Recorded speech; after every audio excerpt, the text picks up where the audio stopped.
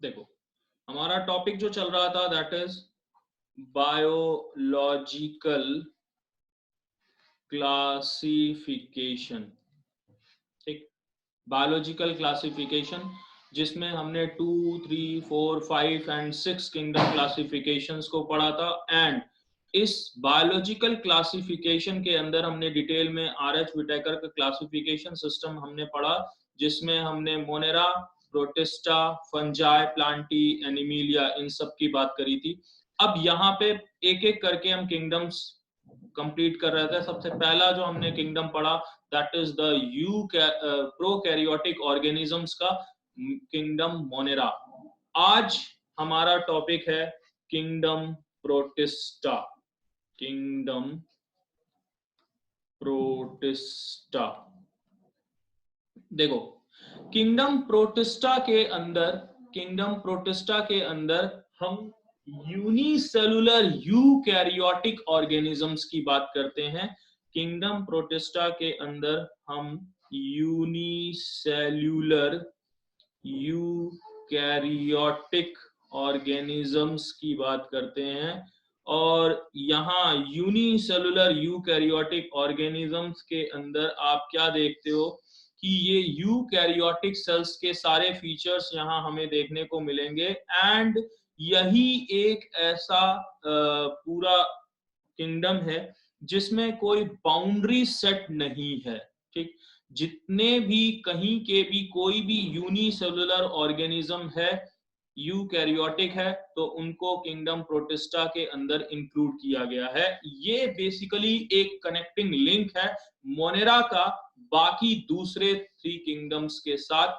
जैसे इसके अंदर आप देखते हो कि जितने भी मल्टी सेलुलर फॉर्म्स हैं लाइफ लिविंग वर्ल्ड के अंदर, उन सब के एंसेस्टर्स अगर आप देखो यूकैरियोटिक ऑर्गेनिजम्स के, तो वो प्रोटिस्टा ही हैं। जो सारे यूकैरियोटिक ऑर्गेनिजम्स के जो मल्टी सेलुलर वाले हैं, उन सब के एंसेस्टर्स ये किंगडम प्रोटिस्टा है। एंड इस किंगडम के अंदर, प्रोटिस्टा के अंदर हम क्या देखते हैं, इनके सबसे पहले हम अगर इनके न्यूट्रिशन की बात करें तो न्यूट्रिशन इनका मिक्सोट्रॉफिक है। मिक्सोट्रॉफिक है। इसके अंदर दोनों को इंक्लूड करते हैं, ऑटोट्रॉफिक को भी और हेट्रोट्रॉफिक को भी। हेट्रोट्रॉफिक को भी अब आगे हम डिस्कस करेंगे कि ऑटोट्रॉफिक के अंदर किन को डिस्कस करेंगे और हेट्रोट्रॉफिक के अंदर किन को डिस्कस करेंगे। न्यूट्रिशन के बाद इसके अंदर हम रिप्रोडक्शन की बात अगर करें तो वो भी, जैसे मोनेरा के अंदर आपने पढ़ा था कि वहां पर ट्रू सेक्सुअल रिप्रोडक्शन एब्सेंट है, वहां पर सेक्सुअल रिकॉम्बिनेशंस को आपने पढ़ा था।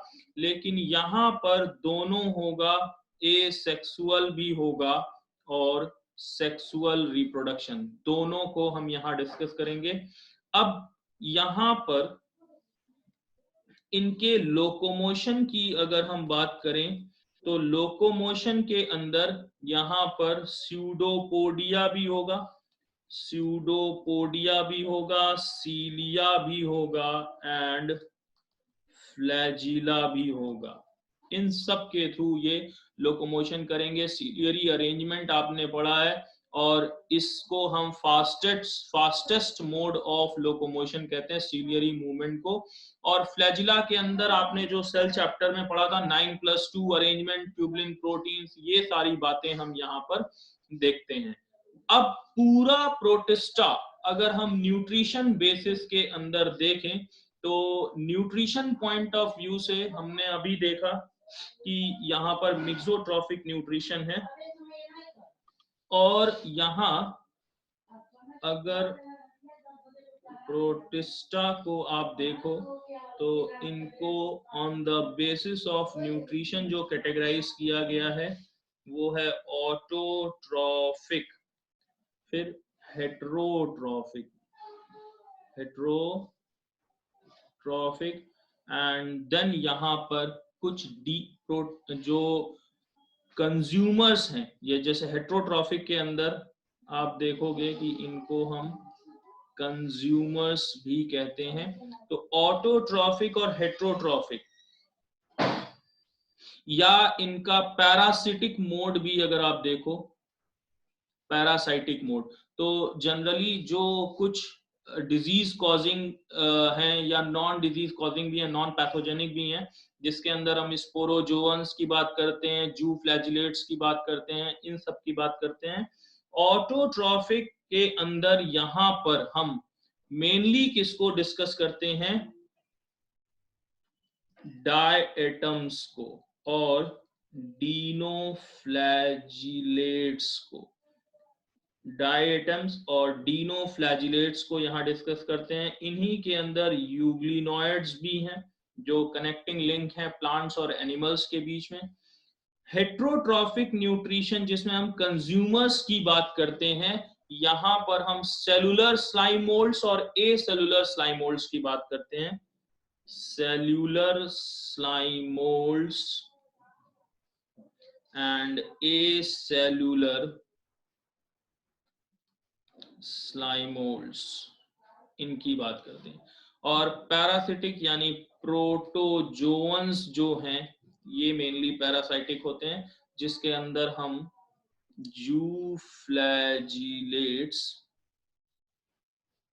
जूफ्लैजिलेट्स और यहीं पर हम सार्कोडाइन्स की बात करेंगे, स्पोरोजोअन्स की बात करेंगे, सीलिएट्स की बात करेंगे, स्पोरोजोअन्स की बात करेंगे, सीलिएट्स की बात करेंगे। और ओवरऑल यहां पर सबसे पहले जो हम डिस्कस करेंगे वो है इनका ऑटोट्रॉफिक मोड।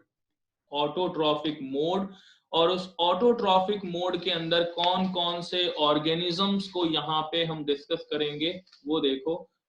जो भी ऑटोट्रॉफिक प्रोटिस्टेंस होंगे, जो भी ऑटोट्रॉफिक प्रोटिस्टेंस होंगे, हम इनको फोटोसिंथेटिक प्रोटिस्ट कहेंगे। Photosynthetic protist. अब इस फोटोसिंथेटिक प्रोटिस्ट के अंदर कौन कौन से हैं बेटा? तीन मेनली यहाँ पे हम डिस्कस करेंगे। पहले हम डिस्कस करते हैं क्राइसोफाइट्स। क्राइसोफाइट्स, देन यहाँ पर डीनोफ्लैजिलेट्स, डीनोफ्लैजिलेट्स एंड यूग्लिनॉइड्स, इनको डिस्कस करते हैं। ठीक, सबसे पहले अगर हम क्राइसोफाइट्स को देखें तो यहां पर हम बात करेंगे किसकी बेटा? डायटम्स की। पहला क्वेश्चन नीट का, डायटम्स रिसेंटली पूछा गया क्वेश्चन है, बहुत ध्यान से सुनना। डायटम्स को हम chief producers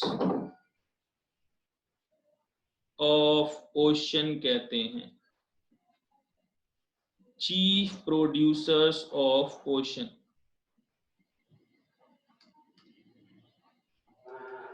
chief producers of oceans. ठीक, एंड इनके अंदर आप देखते हो कि ये ग्लास लाइक, ये बेसिकली ट्रांसपेरेंट नेचर जो होता है डायटम्स का, वो किसकी वजह से होता है? They have siliceous cell wall. ये भी क्वेश्चन पूछा जाता है। They have siliceous cell wall, जिसकी वजह से ये ग्लास लाइक अपीयरेंस होगा। एंड यहां पर एक क्वेश्चन और पूछा जाता है, इनका जो अरेंजमेंट होता है वो सोप बॉक्स लाइक अरेंजमेंट है। जैसे साबुन का रखने का जो डिब्बा होता है, दैट इज सोप बॉक्स, ऐसा।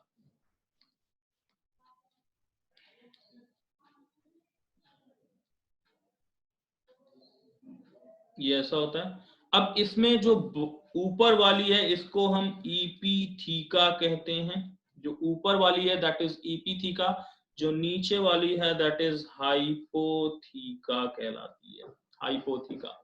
एंड अब यहाँ पे फोटोसिंथेटिक हैं ये, यानी अपना भोजन स्वयं बनाएंगे, दूसरे पे डिपेंडेंट नहीं होंगे। तो जो फूड स्टोर होगा, फूड जो स्टोर्ड होगा वो किस फॉर्म में होगा? इन द फॉर्म ऑफ, याद रखना, वॉल्यूटिन एंड ऑयल एंड ल्यूकोसिन के फॉर्म में, वॉल्यूटिन, ऑयल एंड ल्यूकोसिन के फॉर्म में इनका फूड स्टोर होगा। और जो मेन पिगमेंट है, पहले हम इन्हीं की बात करते हैं। डायटम्स के अंदर जो फोटोसिंथेटिक पिगमेंट है, फोटोसिंथेटिक पिगमेंट्स को अगर आप देखोगे तो यहां पर chlorophyll A, chlorophyll C, beta carotene and special carotenoids ये प्रेजेंट होंगे। ज़ैंथोफिल्स भी प्रेजेंट होता है और इसमें ज़ैंथोफिल जो प्रेजेंट होगा उसका स्पेशल नाम है, यहां से क्वेश्चन भी आया है, इनको हम डाईएटोज़ैंथिन कहते हैं या डायडीनोज़ैंथिन कहते हैं, डायडीनोज़ैंथिन कहते हैं। And they passively float on the water surface as they are phytoplanktons. They passively float on the water surface. यही मेनली फाइटोप्लैंक्टन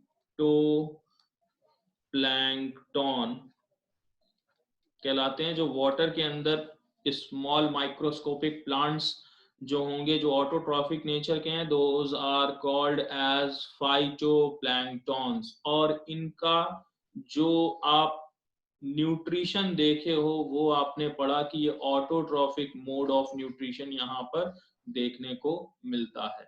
नेक्स्ट हम बात करते हैं डीनोफ्लैजिलेट्स की या पायरोफाइट्स की।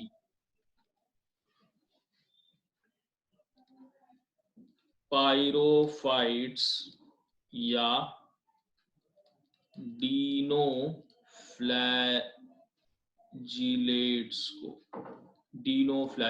को ये केवल और केवल मैराइन हैबिटेट में ही पाए जाएंगे, ओनली इन मैराइन हैबिटेट। और जब इनके डायग्राम को आप देखोगे तो ये कुछ इस तरह से है।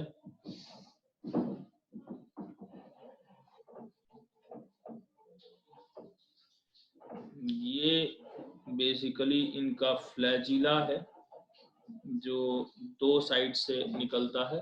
इनको एमॉर्फस या एर्मर्ड प्रोटिस्ट कहते हैं, एर्मर्ड प्रोटिस्ट, क्योंकि यहाँ पर ये कुछ अरेंजमेंट इनका इस टाइप से होता है।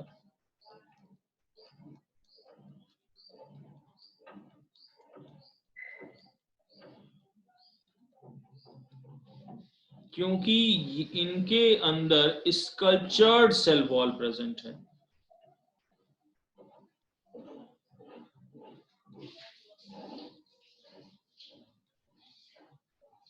स्कल्पचर्ड सेल वॉल प्रेजेंट है। और यहाँ पे ये जो फ्लैजिला देख रहे हो, फ्लैजिला, इससे क्या क्वेश्चन पूछा जाएगा?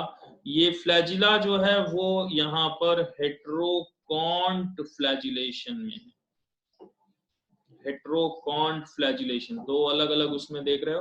और ये जो फ्लैजिला है ये कॉज करता है व्हर्लिंग विप्स, इसी की वजह से ये एक तरह से मूव करते हैं, व्हर्लिंग विप्स,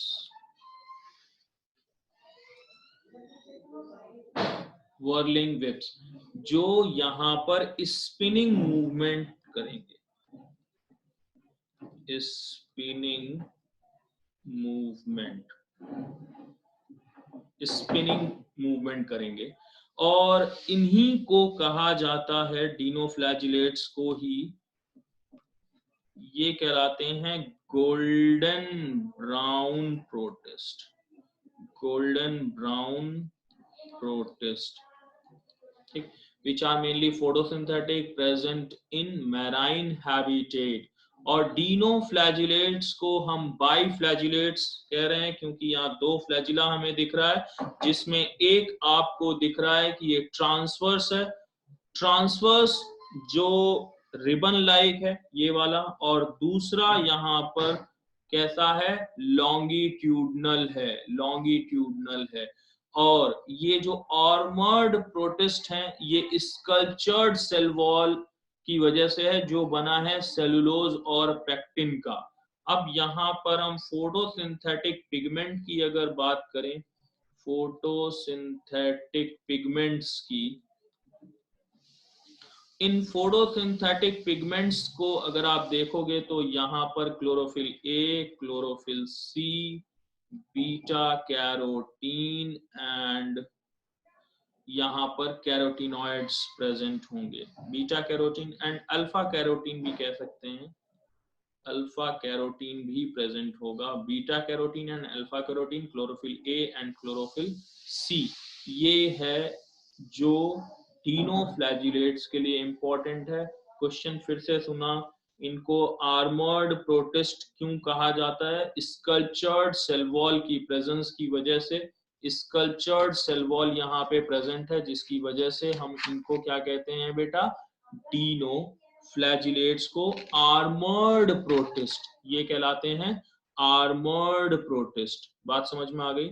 इसके बाद ये अभी हम न्यूट्रिशन की बात कर रहे हैं मेनली यहाँ पर, और इनके जो स्ट्रक्चर्स हैं। इस डीनोफ्लैजिलेट्स में ही हम क्या देखते हैं बेटा कि डीनोफ्लैजिलेट्स में यहाँ पर जो एक क्वेश्चन यहाँ पे रेडनेस से आता है कि ये फ्लोरेसेंस जो रात में ये ग्लो करते हैं, ठीक, तो ये ल्यूमिनेंस जो होगा इनका वो इन डीनोफ्लैजिलेट्स के अंदर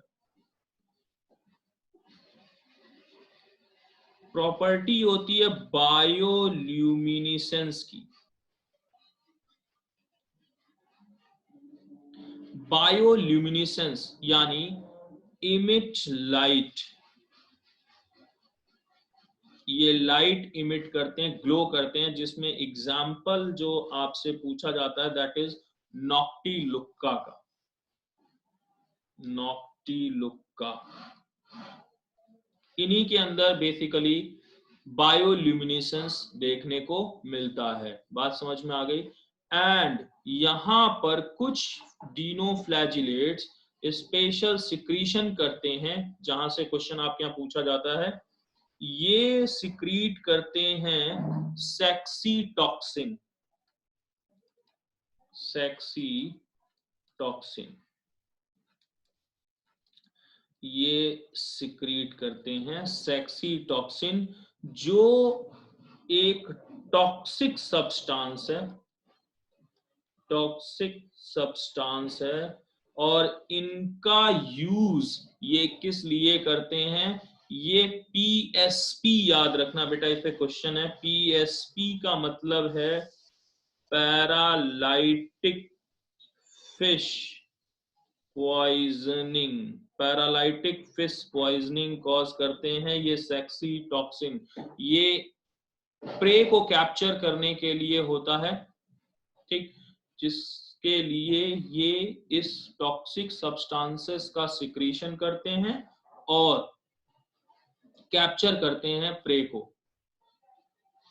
ये डीनोफ्लैजिलेट्स फूड किस फॉर्म में स्टोर करेंगे, food is stored in the form of carbohydrate and oils, carbohydrate और ऑयल्स के फॉर्म में ये फूड स्टोर करेंगे। रिप्रोडक्शन की अगर हम बात करें तो यहाँ पर मेनली एसेक्सुअल रिप्रोडक्शन है जो सेल डिवीजन के थ्रू यहाँ पर रिप्रोड्यूस करते हैं।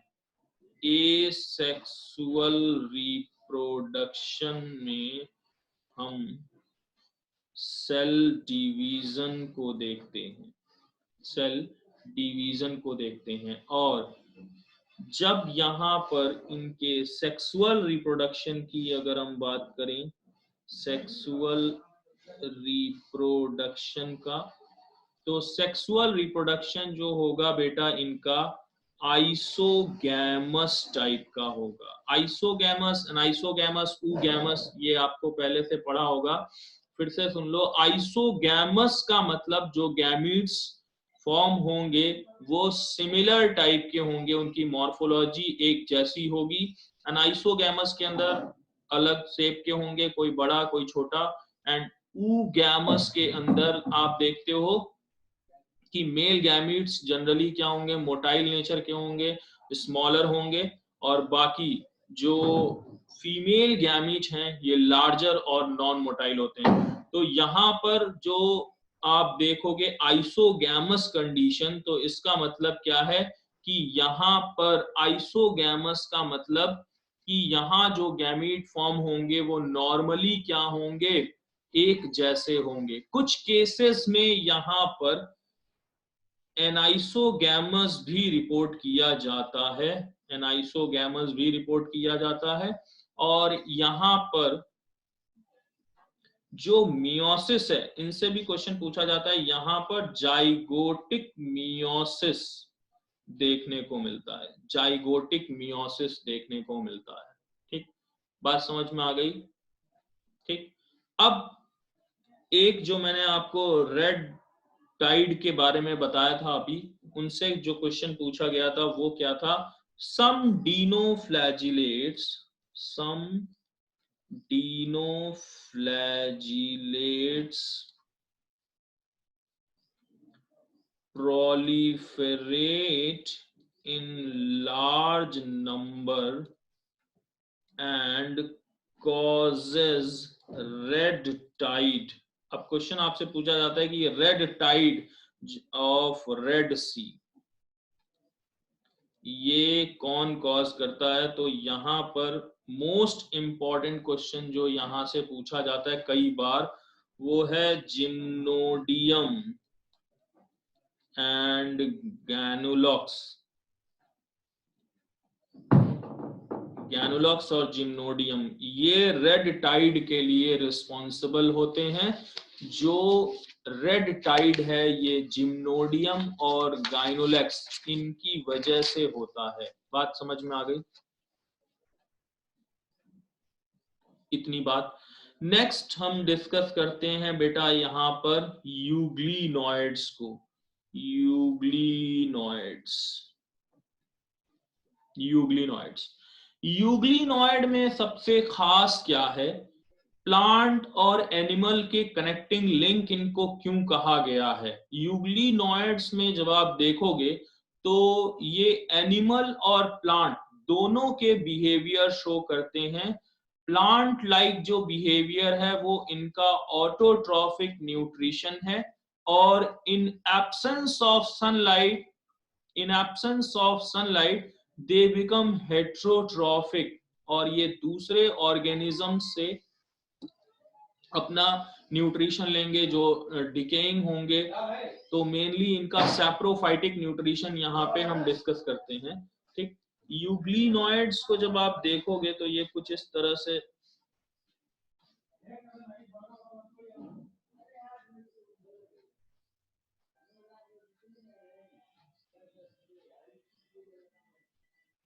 यूग्लिनॉइड्स में हम कहते हैं दे लैक सेल वॉल, इनके अंदर सेल वॉल नहीं होगी, और ये कवर्ड होंगे, covered with proteinaceous structure, proteinaceous structure जिनको कहा जाता है पेलिकल। इनकी जो कवरिंग होगी वो पेलिकल से होगी। ये जो आप देख रहे हो ये इनका फ्लैजिला है, और ये जो फ्लैजिला है ये इनके मूवमेंट में हेल्प करता है। और अगर न्यूट्रिशन की हमने बात करी तो मिक्सोट्रॉफिक न्यूट्रिशन जो प्रोटिस्टा के लिए बोला गया है वो मेनली इनके लिए बोला गया है। तो मिक्सोट्रॉफिक न्यूट्रिशन का मतलब इफ सनलाइट इज प्रेजेंट, अगर यहाँ सनलाइट प्रेजेंट है तो ये हो जाएंगे ऑटोट्रॉफिक, एंड सनलाइट की प्रेजेंस में they synthesise their own food. But in absence of sunlight, ये अगर सनलाइट एब्सेंट है तो ये क्या करेंगे, ये बिकम हेट्रोट्रॉफिक। सनलाइट की एब्सेंस अगर हुई तो ये हो जाएंगे heterotrophic, and they obtain nutrition from dead and decaying organisms. Heterotrophic में भी ये सैप्रोफाइटिक न्यूट्रिशन करते हैं, जिसके अंदर ये कुछ ऐसे केमिकल्स को सिक्रीट करेंगे जो कॉम्प्लेक्स फूड को सिंपलर फॉर्म्स में कन्वर्ट कर देंगे, जिनका ये एसिमिलेशन करेंगे। अब जब हमने इनको ऑटोट्रॉफिक बोला है तो इट मींस ये फोटोसिंथेटिक तो हैं, इनके अंदर पिगमेंट्स क्या होंगे, तो पिगमेंट्स होगा क्लोरोफिल ए और chlorophyll B. Chlorophyll A, chlorophyll B, beta carotene, ये इनके अंदर पिगमेंट प्रेजेंट होंगे। और फूड स्टोरेज पे अगर हम देखें तो यहाँ से क्वेश्चन पूछा गया है कि इनका जो फूड स्टोर होगा in the form of paramylon body. ठीक, यूग्लिनोइड्स के डायग्राम को आपने देखा था तो वहां पे दो टाइप का फ्लैजिला होगा।